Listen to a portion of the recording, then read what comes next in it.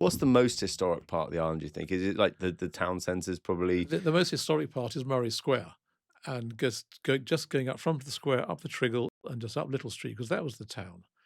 If you look at some of the the ground floor, the windows, you'll see they're large. And you think, well, why is that so large? Because it was the display to put your grocery items in to sell and such. Really? That's the oldest part, the Murray, and that's where they used to have the cattle auctions. That's why there's the great water. What do you call it? Yeah, what is it? A basin or Yeah, like a... it's got a trough. That's the word I was thinking of. Yeah. That whopping water trough there. No, I wasn't implying that you were around during those times, Andrew. But that's crazy, isn't it, to think that Little Street was basically Victoria Street? Yes, it was, yeah. That's amazing, isn't it? Yes, going back like that, it was. And as I was saying, the cattle auctions, I got some old photographs. You see probably about 100 cattle in Murray Square. Because there was always water around that area, because Murray is the French word for water, dampness, marsh, and such. It is a damp area. Interesting. Wow. Yeah. And of course, I mean, that's a very famous square for many reasons. I mean, not just because the Murray is probably one of the oldest pubs on the island. It's one of the old ones. Probably, yes, yeah. Yes. It's a very great. I mean, the food in the Murray is just... I love it. It has been great, the Murray. Yes. And he used to have the meat drawers. I remember the meat drawers back in those days. Do you remember who used to run the meat drawers? Because I remember it used to be 9 of diamonds, king of clubs. Yes. You know, you come away with this huge pile of pork sausages. Yes, and the accent would probably change as the couple of hours went on, as more pints of beer went down. Yeah. Oh, it's amazing. I mean, because I got I got to grow up here, but I went to school in the UK, so I had what some people in the island would call a semi-grockle lifestyle.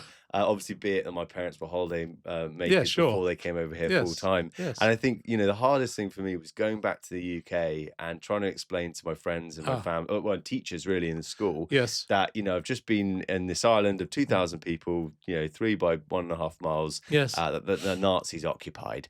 And people look at you and they go, no, I mean, that was literally like when I went to history class and I'd bring a piece of, scrap from a bunker and I'd put it in my essay, and they'd say to me, "You can't write about that because it's not in our curriculum." And it's bizarre to think that we're so hidden.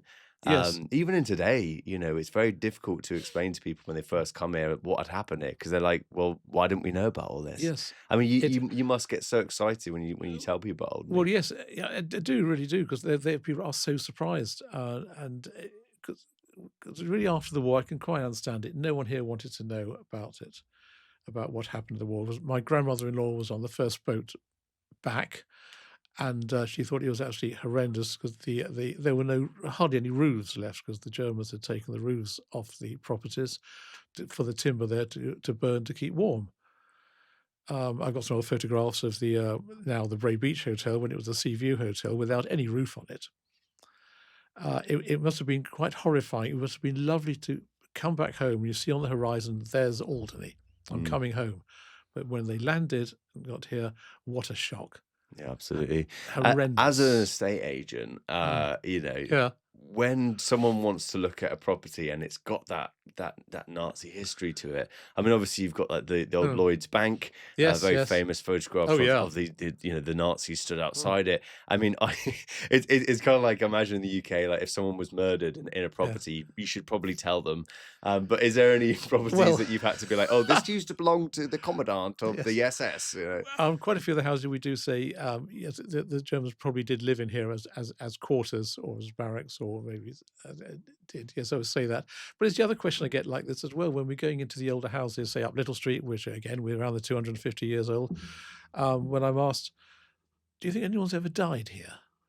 And I think, yes, loads probably. I love that.